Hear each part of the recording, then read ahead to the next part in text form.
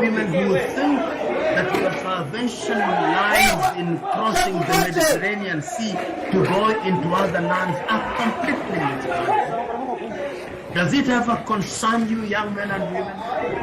There are some of your kith and kin are crossing the Mediterranean Sea, and some are going to the Arab world.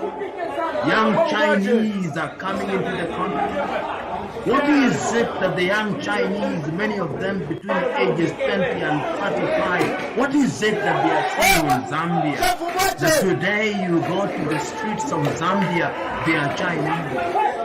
What is it that they are seeing in the streets of Johannesburg and Cape Town and Pretoria? What is it that they see in South Africa? What is it that they see in Accra, Ghana, in Monrovia, in Nairobi, in Kampala, in Rwanda, in Dar es Salaam that you cannot see? There is something in Africa. Africa is the place that has always been attractive to different civilizations. It was attractive to the Greeks. It was attractive to the Jews. It was attractive to the Turks. It was attractive to the Portuguese. It was attractive to the British. It was attractive to the Germans. It was attractive to the Belgians. It was attractive to the French. It was attractive to the Arab. There is something in Africa which makes us the receptacle of some of the greatest things on earth. And it is your duty, particularly you young men and women, to ensure that if Africa is not going to be enslaved again, and she can be enslaved, I'm already beginning to see the signs of Africa's enslavement. You know, I used to wonder, how is it that Africa was colonized? There are few white men, whether they were of German extraction or Dutch extraction, would come into the continent of Africa, and within a few years they had conquered all of us, and we were enslaved, and if we were not enslaved, we were colonized. How did it happen that such a minority conquered us? I now understand. It started in the same way that I now see the Chinese coming into Africa. Slowly. We laugh at them. We laugh at it. But in 50 years from today, we'll not be laughing at it. You, even today, see images of some of the things are visiting upon our young people. If it is not in Kampala, it's Nairobi, and if it is not in Nairobi, it's in Senegal. You see the Chinese coming here, and in every university they are opening the Confucius Institutes. If it is not at a university in Nairobi, it is at a university in Zambia, because they know that the mind is the standard of the mind.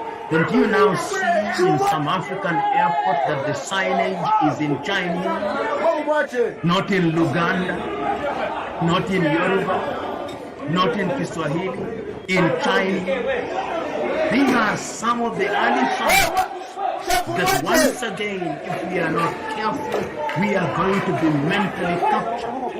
And I'm telling you, therefore, to go out there as young men and women and begin to recognize sooner rather than later that it is your duty to think like Africa.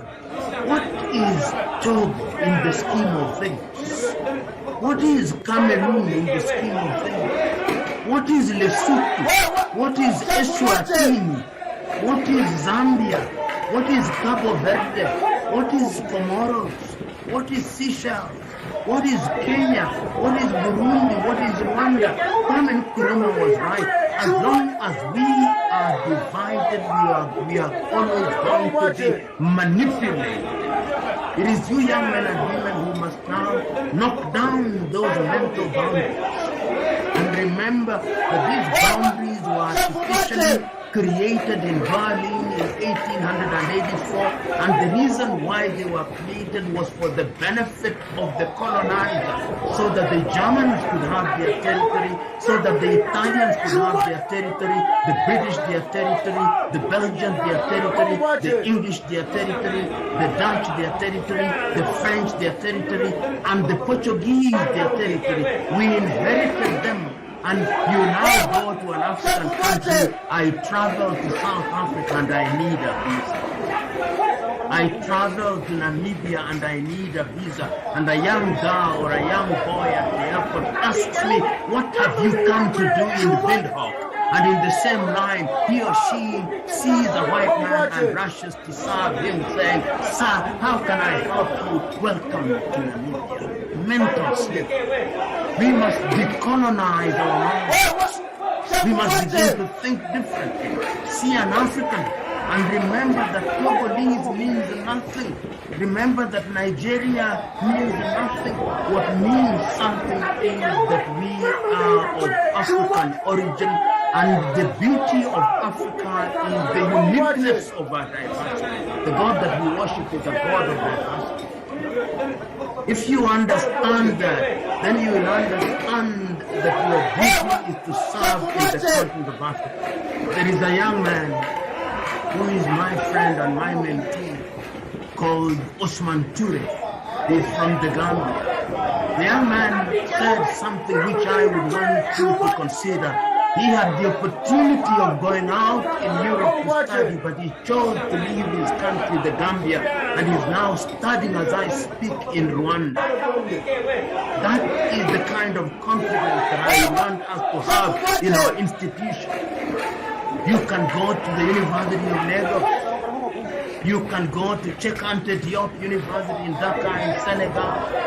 You can go to Agostinho Neto University in Luanda in Angola. You can go to the Walter Sisulu University in South Africa. You can visit the University of Mpumalanga. You can go to the University in Dar es Salaam or Makerere. You don't have to go out there and tell me I went to Harvard.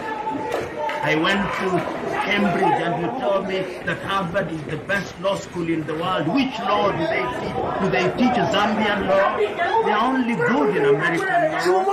And yet because of your mental slavery, you believe that that is the truth. We can now look elsewhere in the world and begin to see what is happening. You go to Vietnam, which was at war when I was a Form 1 student. You go to Vietnam now. Vietnam produces more coffee than all East African countries combined. You go to South Korea, which was at war in 1953. Today, when you buy a phone, whether it's Samsung or whether you buy a Hyundai, is from Korea. You go to China, which was a backward country only a few years ago. Look at every item on your desk, even as I speak. Half of them are made in China, including the toothpick that you have used after you have taken your lunch. Why? Because they have faith in themselves. When they come to Africa, they are not running away from Africa. They are coming to Africa to work for their country and to return the money back to their people and kids. But I've seen young Africans boasting, I cannot have my child born in Africa. We live in a continent where some in the middle class, when their wives are expectant, they go to the United States so that their children can become citizens of the United States of America. What kind of a people are we? What kind of a people are we? We must ask ourselves. If we want to be respected by other civilizations, we must demonstrate by what and deed that we have faith in ourselves. This is the mother continent. This is the continent where all civilization came. Let us make her proud again. Let us make this continent proud so that in 20 years from today, the promises that African politicians have made on our behalf in Africa Agenda 2063 will become true. Let us make it true so that the promises that we have made to ourselves under the African Free Continental Free Trade Area will become true. Let us make it so that Africa can feed ourselves. Let us make it so that the cocoa that is produced in Cote d'Ivoire, in Togo, and in Ghana does not go to Switzerland, which does not produce any cocoa, and yet is the greatest exporter of chocolate in the world. Let us add value.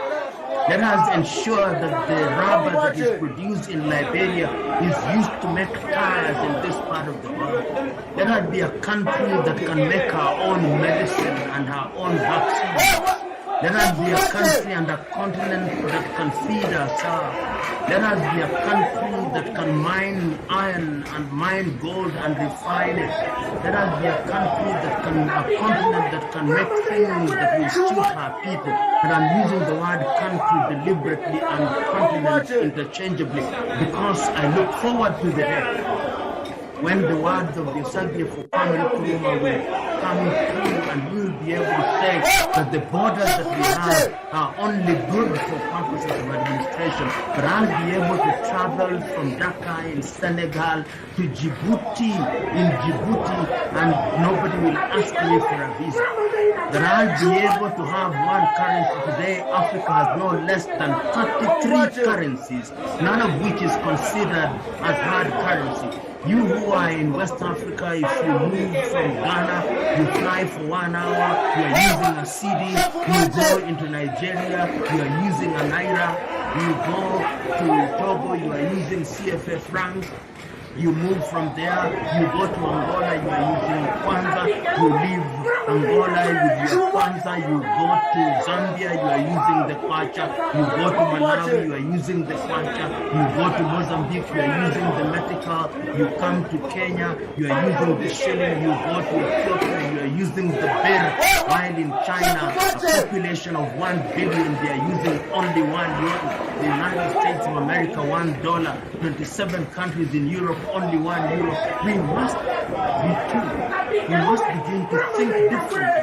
The 54 visas that we must use, we must obtain, or 54 passports must be replaced with 1 passport, as the leader said in Kigali, Rwanda. It can't be done.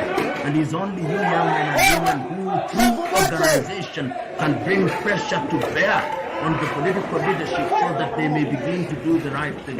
Remember that most African political leaders like us the way we are, divided as we are, so that they can continue to rip and rape Africa, as we have seen in the history of this continent. Part of the pain that has been visited upon Africa has not been by the colonialists, but by their hirelings and acolytes who made presidents post-colonialism and post-independence. So it is our duty as we look to the future to remember that this is the mother country. When I look at Africa, I can see certain good things that happen. And I travel across Africa sufficiently to know that they are good things. Sufficiently to know that when I go to Namibia, I see good things. That when I go to Botswana, I see some good things. When I go to Rwanda, I see certain good things. I go to Dar es Salaam, I see certain good things. When I go to Malawi, I see certain good things. I go to Ghana, I see certain good things. I go to Senegal, I see certain good things. It is these good things that we must focus on. And lo and behold, I have no doubt that it shall come to pass. And this continent will be where it ought to be, in the dinner table of human civilization, respected as she should. But the body is yours. If you don't work for it, if you don't work at it, if you are not sacrificial about your contribution to Africa, Africa will always be in the lower rounds of human civilization. Let us today take a solemn vow as we remember those little children, primary school children in Soweto, on that 16th day of June 1976. They paid the ultimate price with their lives, so that if South Africa is free today, is free because the tree of freedom was watered with the blood of those young men and women. Speaking both literally and metaphorically, you too offer your blood and sweat for the sake of the mother country. God bless you.